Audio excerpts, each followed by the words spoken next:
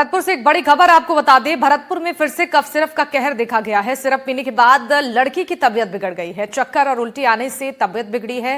रात करीब 3 बजे ये सिरप उसने पिया था और आरबीएम अस्पताल में उसका इलाज चल रहा है। आपको बता दें कि इस पूरे मामले को लेकर जांच पड़ताल भी शुरू हो चुकी है।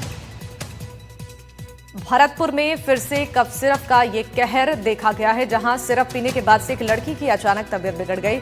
चक्कर और उल्टी की शिकायत होने के बाद तबीयत ज्यादा बिगड़ी और करीब रात 3 बजे ये सिरप उसने पिया था। तुरंत आरबीएम अस्पताल में इलाज के लिए भर्ती कराएंगे। उसको 2-3 दिन से खांसी हो रही थी।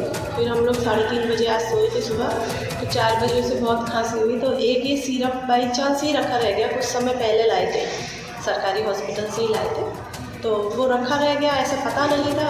और उस बच्ची ने थोड़ा सा सिरप ले लिया, तो सुबह 9, साढ़े पौने 9 के करीब उसको बहुत तेज़ वॉमिटिंग होने लगी है और अभी तक हो रही थी और चक्कर आए हैं। और रीज़न तो यही बताया गया, दिखाया वो सिरप की, यही सिरप लिया है, उसी के कारण हुआ है। ये अनुष्का नाम की एक पेशेंट हमारे यहाँ पे आई है, जिसने कफ सिरप पी ली थी, जो डेक्सोमेथोर्पन है, जो कि अभी बैन करी हुई है।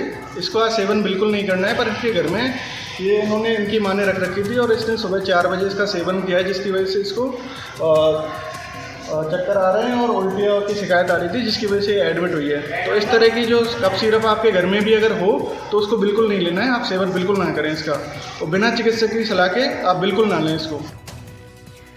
इस खबर पर जानकारी देंगे ललितेश हमारे साथ भरतपुर से लाइव जुड़ रही हैं। ललितेश, एक बार फिर से भरतपुर में ये कफ सिरप का जो खौफ है देखा जा रहा है, जरा बताइए कि इस पूरे मामले को लेकर क्या कुछ परिजनों ने जानकारी दी है।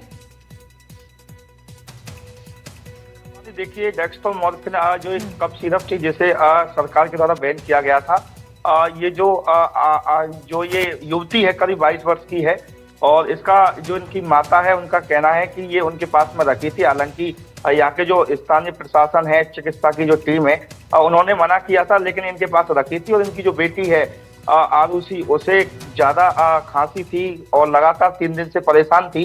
इसी के चलते रात 3 बजे के आसपास इससे जब ज्यादा खांसी हुई तो इसी सिरप में से इसे एक कप कह सकते हैं कि एक ढक्कन इसको पिला दी गई थी और उसके बाद में ये सो गई थी। करीब 9 बजे के आसपास जब ये जगी तो इसे उल्टी होने लगी, चक्कर आने लगे और पूरे शरीर में दर्द हो रहा था।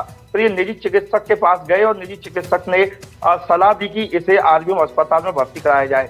इनके हाथ में ये कफ सिरप थी, क्योंकि ये राजस्थान में चर्चा का विषय बनी थी और इसे बैन कर दिया गया था। लेकिन अभी गनीमत ये है कि जो इनके परिजन थे वो तुरंत ही अस्पताल लेकर के पहुंचे और निजी चिकित्सक के कहने पर अभी जो ये युवती है इसकी हालत में सुधार है। जी शिवानी।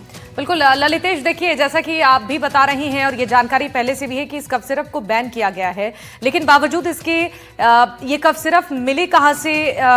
घर वालों की तरफ से क्या कुछ बताया गया है? किस मेडिकल स्टोर से ये दवाई उन्हें मिल पाई है? क्या वहां पर कोई जांच पड़ताल हुई है इसको लेकर? बिल्कुल शिवानी, देखिए इनका कहना है कि जो सीएससी है उनके पास में दहीवाली गली पर वो करीब 3 महीने पहले इस कफ सिरप को लेकर के आई थी उनकी माता, और इनके घर पर ही रखी थी। जैसे ही रात के 3 बजे इसकी तबीयत खराब हुई, ज्यादा खांसी उठने लगी, तो मेडिकल जो स्टोर है वो बंद थे और अस्पताल भी नहीं ले जा पाए, तो इसी में से इसे एक ढक्कन पिला दिया गया। और उसके बाद में हालांकि इनके परिजनों को पता था कि ये जो कफ सिरप है इसे बैन कर दिया गया है, लेकिन इनकी जो माता है उनका यही कहना है कि ज्यादा खांसी उठ रही थी, तबीयत ज्यादा खराब हो रही थी, इसी के चलते इन्होंने पिला दिया था। लेकिन उसके बाद में जैसे तबीयत खराब, ये करीब 9 बजे के आसपास जब ये जगी तो उल्टी इसको होने लगी थी, चक्कर आ रहे थे, पूरे शरीर में दर्द था। तो हालांकि परिजनों को अंदेशा लग गया था कि ये वही सिरप है जिसकी वजह से राजस्थान में इसे बैन किया गया, चर्चा का विषय बनी थी। जी ठीक है ललितेश, शुक्रिया आपका जानकारी देने के लिए।